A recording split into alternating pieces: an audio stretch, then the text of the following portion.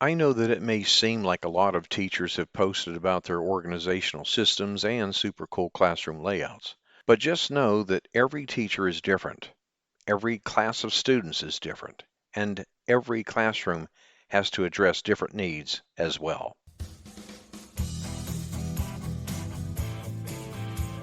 Welcome to episode 124 of the Teacher Rockstar podcast, a place where tips and strategies critical to the first year teacher are discussed. We share the latest educational research and best practices so that the new teacher can be better equipped for a successful classroom experience. I'm your host, Steve Hiles, and today's episode we will be talking about essential elements every elementary classroom needs. Well, organizing the modern elementary classroom is not as simple as putting cute little name tags on student desks and then calling it a day. The elementary classroom in the 21st century is more dynamic than that. We're going to take a look at the essential elements that every elementary classroom needs. But before we do, I have a question for you. Are you a brand new teacher that just finished up your teacher preparation program? Or have you been teaching for less than 5 years? Would you like to dramatically supercharge your classroom management skills? Well, if so, toward the end of this podcast, I will provide you a link to learn how. Okay, let's dive right into the essentials that every elementary classroom needs to be truly effective. All right, let's start off with your classroom library. Now, this is just not a nice thing to have, but really it's critical in terms of encouraging literacy and reading for pleasure. Classroom libraries should be a welcoming place for students, comfortable seating whereby students can focus on their reading. For an added touch, now you could throw in some pillows or plush chairs to make the area even more reader friendly. Now, it's best to position your classroom library in an area of the room where it gets a lot of natural light. Now, that would be the best thing to do, with shelves positioned in such a way as to not interfere with the students. Now, if for some reason you can't fit your library near a window, then include some table lamps or floor lamps. As far as the number of books to be included in your classroom library, my personal goal was at least 1,000 books in a variety of genres. Okay, for example, I had books in poetry, nonfiction, fiction, fairy tales, picture books, biographies, autobiographies, memoirs, etc. Now, for the new teacher, it's not necessary to start off with that many. Okay. It just took me a while to get there, so just be patient. But, you know, here's a good tip too. You might want to go to yard sales, check them out, visit public libraries. Sometimes they give books, away, and even ask parents for gently used books.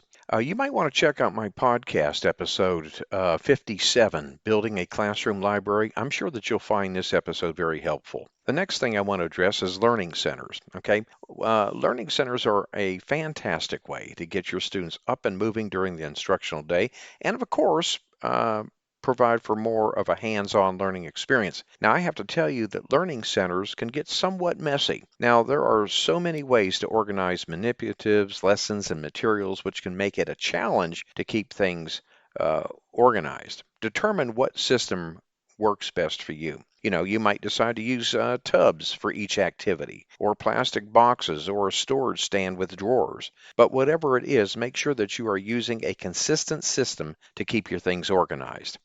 This goes back to modeling and practicing your expectations for learning center setup, cleanup, and transitions. It would also help you to keep the center expectations posted in each of your centers to help students hold themselves accountable. I think this would really work out well. The key here that I want you to remember is keeping your learning centers neat and organized will be consistency for sure.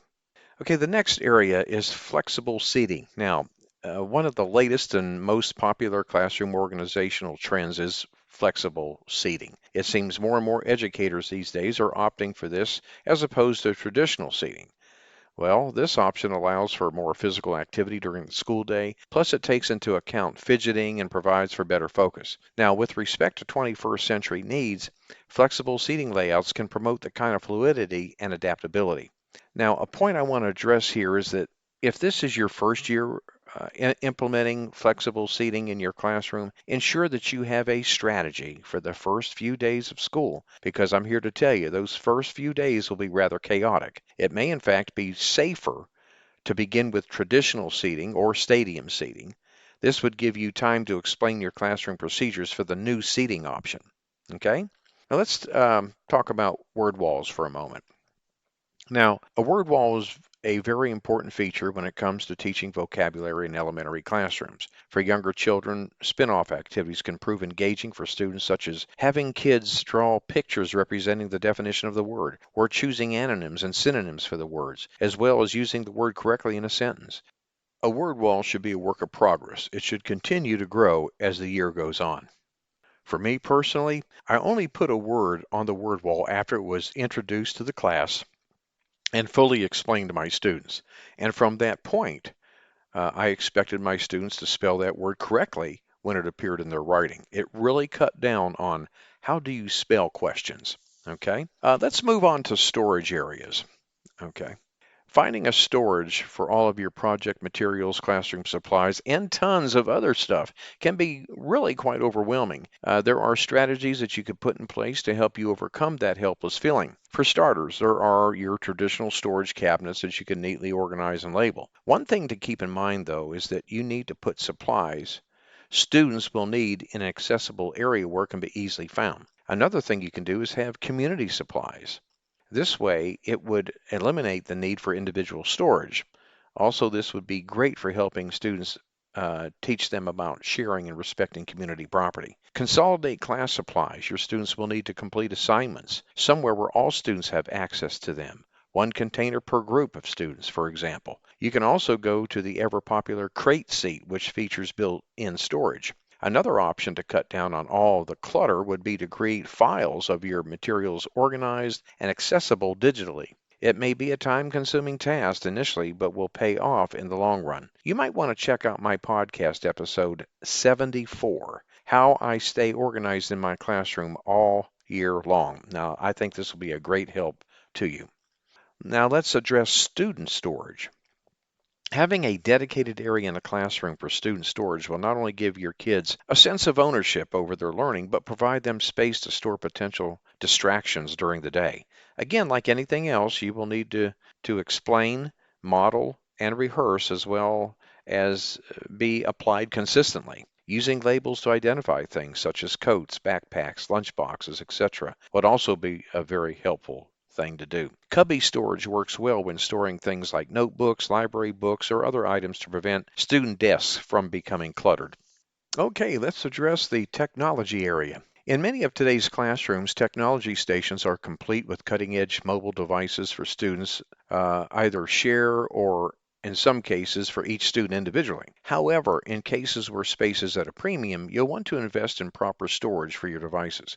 You want to avoid stacking electronic devices directly on top of one another or leaning one against the other if possible. Now, the bottom line here is that you are only limited by your creativity when it comes to organizing your classroom. You'll want to keep in mind that you'll need to keep open space for students to go about their day, and things might need to be spruced up from time to time. I think that goes without saying here. But this isn't anything that can't be done.